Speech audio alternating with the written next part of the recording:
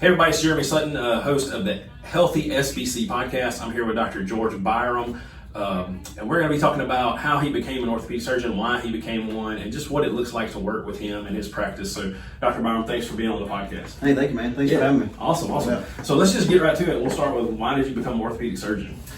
Man, it's a long story, but I'll cut it short. It's essentially most of us have some sort of injury that drove us to this path. Yeah. So, coming in, I knew I wanted to do something with my hands. I liked angles and geometry and stuff like that. So it came down to civil engineering, architecture, or orthopedics for me. I liked the people aspect of being an orthopedist that others didn't have. So I still got to be mechanical with my hands and the constructs we make. But and then what finally made that decision, I had an injury in high school, senior year of baseball, kind of took me out of my senior year.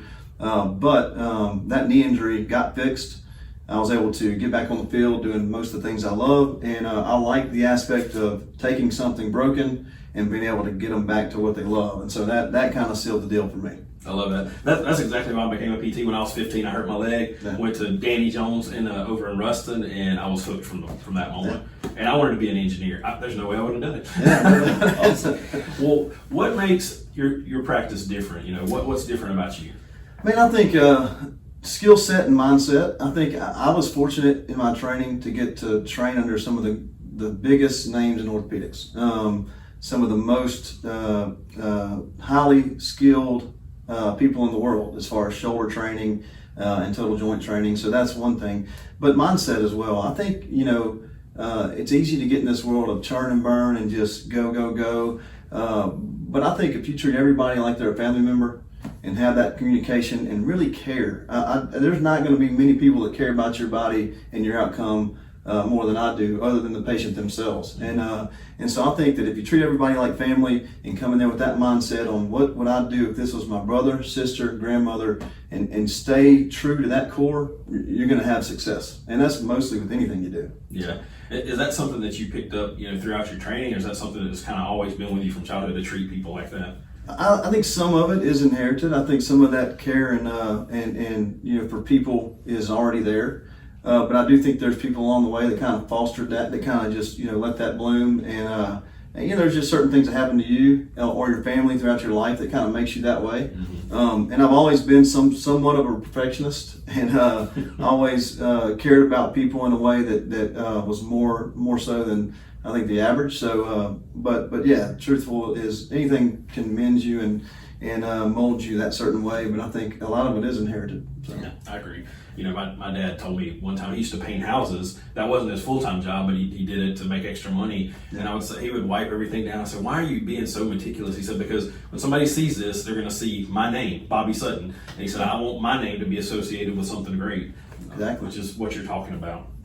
So what does it look like for somebody to come in here and work with you? So they have shoulder pain. Yeah. Do they automatically go to the surgery route? I know that's not it, but what does that look like for them to come in and work with you? Man, truthfully, we're trying to keep people off the operating table. Right. If you can get someone better without needing to cut on them, that's our goal, right? And so that's our mindset to start. Now, some people they come in and it's into the road. Mm-hmm. It's into the road for that joint or that person, and they've exhausted everything. But if you're a treatment naive patient or benign to treatments at that point, and it's amenable and the problem is right, man, we have a lot of tricks that we can do to try to keep you off the operating room table. So you come in, we evaluate your joint or your pain. We kind of assess, hey, what causes it? What do we think is causing it? Was there an injury? And then we pick a treatment path for that patient that's based on their personal injury, not just a generic pathway. So some people, they're real goal oriented. So we try to figure out, hey, what's your goal? What are you trying to get back to? And if we can help you get there without the knife, we do it. And some people, it's not that easy and not that fortunate. They're unfortunately having to do that. But that's why we're here. But we try everything possible with no surgery, and we have a lot of tricks this day and age in medicine to do that until it's the end of the road. Yeah. What are some of those tricks that you use to try to keep people off the operating table? Yeah, man. Like as you know, medicines. Therapy. Right. There's all type of new injectables. We go from the traditional steroid or hold standby to now there's viscose supplement with they used to call it the rooster comb or whatnot. So we do that. There's now biologics as far as PRP, which is platelet-rich plasma that's kind of a little more advanced. There's stem cell research going on now. There's even some things from BioLab, like amniotic style fluid that can supercharge healing molecules in your system. So, and now the new peptides and stuff like that are kind of unknown, so I don't like to talk much about those.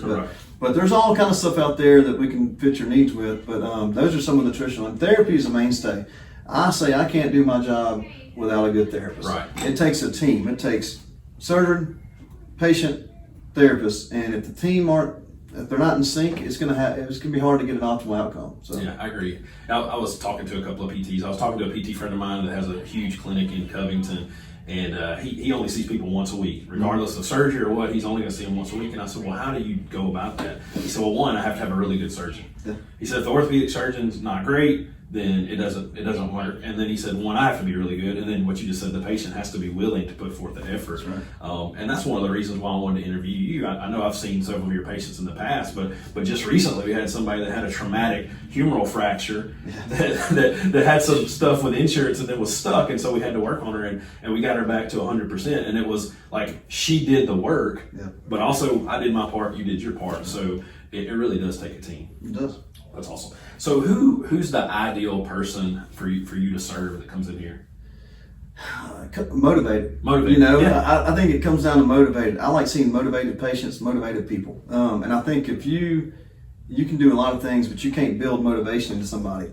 It doesn't matter how well I fix that knee or how well I fix that shoulder. I can make it shiny and new and able to work, but somebody's got to make that engine churn. Somebody's got to make it the wheel spin, not just look pretty on the car. So motivated patients are who I like to work with, and that's why, you know, it doesn't matter if you're an elite athlete or an elderly patient trying to get their knee or hip done or a total shoulder. I think if you're motivated, you're going to most likely have a good outcome if you stick to the core of orthopedics. So, you know, I'm fortunate in my practice to be able to take the smallest injuries or the smallest nitpicky surgeries and see that joint all the way until I can replace it. I think that's a unique part of my practice that I love, because I can see the life of the joint.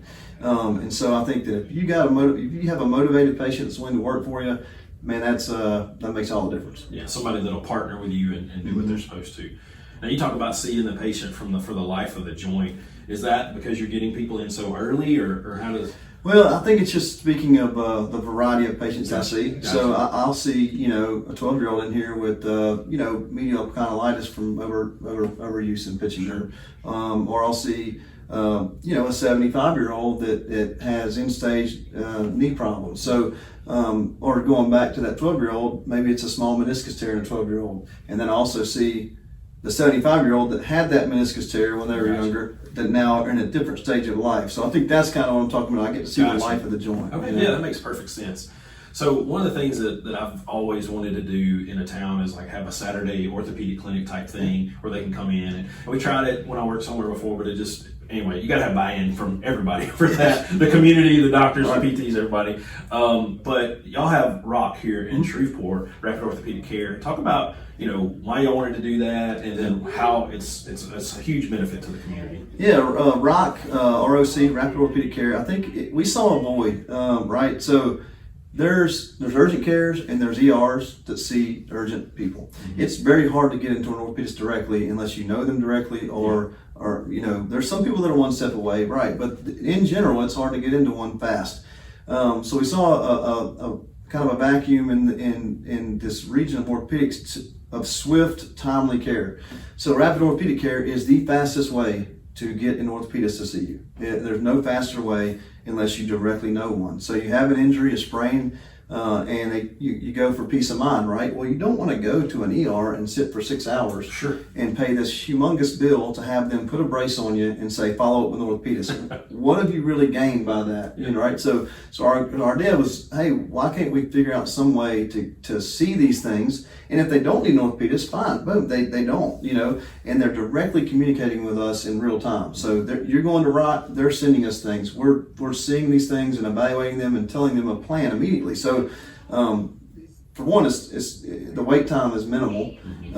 For two, you get charged regular clinic fees, no emergent fee, and the best thing about it is you're not going in there sitting next to somebody who's sick. Right. So, like in urgent care, you may be sitting next to somebody with a stomach bug or an upper respiratory infection that's coughing in your face or COVID. There are no sick people going to ROC. It's purely for musculoskeletal injuries, and I think that's the benefit of it. Yeah, and that's unique. I've not seen or heard of that anywhere else. Yes. And it's definitely not anywhere else right here, so I love that. And that you do work-related injuries there too, is that correct? Work-related injuries, any musculoskeletal style injury. I mean, work's great. I mean, you get hurt on the job, come in there, get evaluated, and then we always say, look, you will see an orthopedist within 48 hours if you come in there. It's sometimes quicker if needed. So, and so it's honestly the quickest way. There's nothing else like it. I love that. And that's community forward thinking. I mean, that's not something that you had to do or really needed to do.